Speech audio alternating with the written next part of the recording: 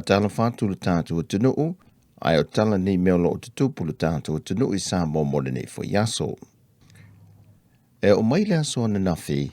ua whase lau whase fuma le lua awhe Tala le se leni ua wha mao popo mai risiti o lo tamu wha iai le komiti, ale e ka le sia e whaka sāpa te mea, e ala ila lātou leiti o foni I le aso to na ina te nei.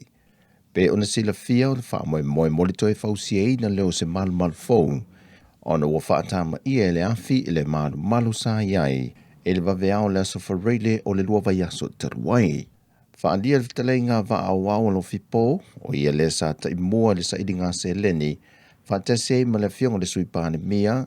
tuana poni whaseo, o le whaitaunga le aloa ia le ua mauti noe li te mile nei, peitai, e ono silia ma le afa miliona Tala le tupe ono maua,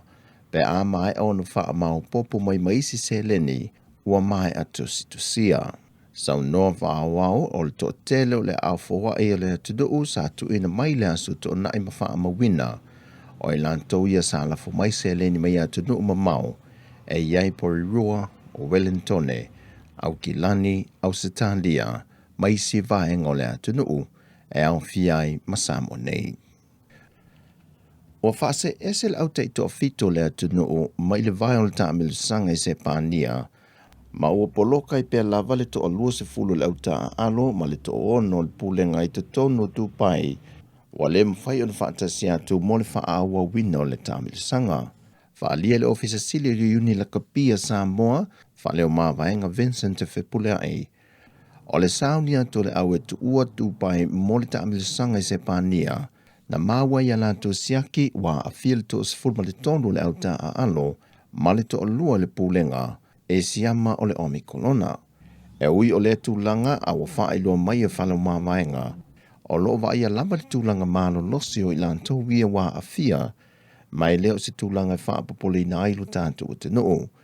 Wha ilo fo e whalo mawaenga, o lo viso ta ia tu fo ili lakapia le lorolangi mo le mata I tu wina leo le awa le al te noo, o lo o iai te tono tu pai, whantasiai ma le siakia tu pe yanso uma mai nei Samoa, le tūlanga saong le muolo o iai o tātou tamata alo. O lo o iai le wha moe ina ia toe wha fu isia le malosio I lantou le tūlanga I mana o mia, ma toe wha awawai mo nisi vai o le tāmilu sanga o lo tutoe. O a whaila nei leo ni mōlianga e whaasanga li tinao le pepe walu masina le matua, le na maliwi na wasipaka I lona ai ngai sa mosu I se waia e le tise, e le aso mo Januari. O le mōlianga o le whaatamana o le tinai o na tiute, e mō le waainga o se pepe po se tamaititi lalo le se funma le walu tausanga o lo iaila na waainga. E wha maunga mōlianga na wha ai loe la fionga le sui komiseno leo, awa pa aulongo I tino Filippo. O se mōli mai le ainga na pa u I lalo, o lo o iai se wai elitisi o lo o olo pea, na tutolo le pepe le nei ma pipi iai ma umai le ola. O lo te tala I tuoli tina I le teimile nei lalo tu unga masani, e a nga ia so o mai saini le ofisa o leo au le taina le tu lai wha, e tahdi ai le aso se fulma le wha le masina fau, e bala a waila na mata au pui lumo le wha masinonga.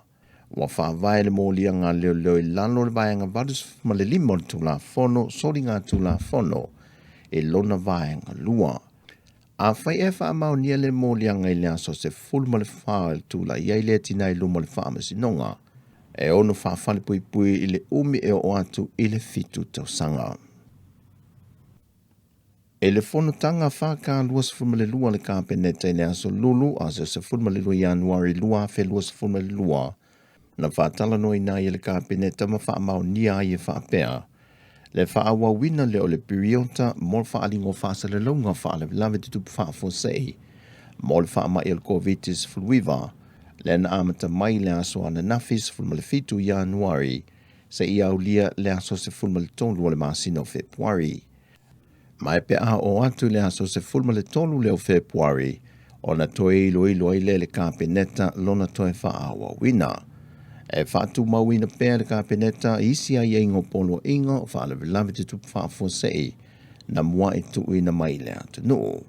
Mai o le whaai ungalo o whaia pēr e lalo o whainga tūlanga whaanatinati e tu sai ma le vaenga tōtus fu ma le valu pui pui tasi o le whaavai o le malo tuto tasi o Samoa.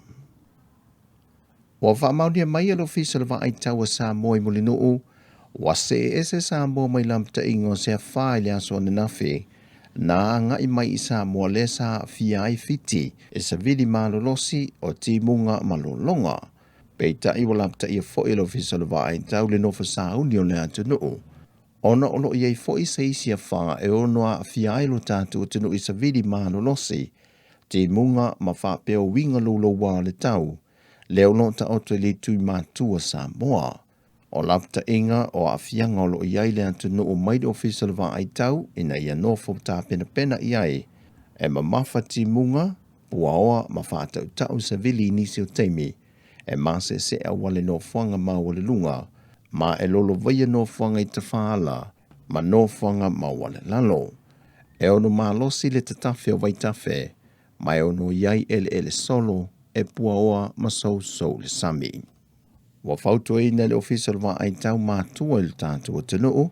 e na ia se i tangtanga i ane i whanau o loo wa ai e le teimi le nei, ta e lenga i vai tafe, e le ono tula i mai o ni whaalawe lave, ma o mawai se soi fua.